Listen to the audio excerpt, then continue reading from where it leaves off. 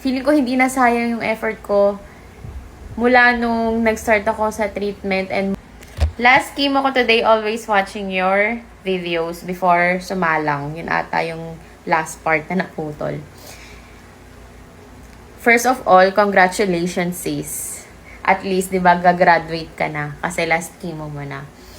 And nakakataba ng puso talaga mga sis na makabasa ng mga kind comments nyo, ng mga appreciation nyo sa mga videos na ginagawa ko.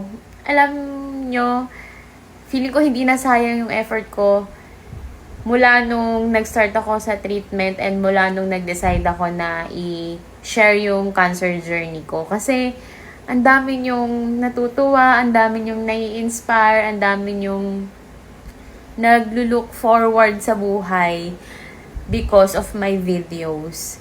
'Di ba? Parang baka siguro kaya ako dumaan sa ganitong klaseng pagsubok is para makapagbigay din ako ng light and hope sa ibang tao. Hindi pa naman ako totally survivor or cancer-free, but papunta na tayo doon. Ipag-pray lang natin dahil wala namang imposible kay Lord.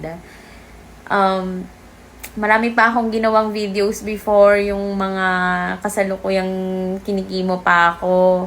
Sinishare ko yung mga struggles ko noon and sinishare ko yung mismong procedure. I-explore nyo lang yung account ko. Madami kayong matututunan. And marami rin ako na-share na knowledge sa mga previous videos ko. So, again, thank you. And thank you for always watching my videos. And congratulations sa last chemo mo.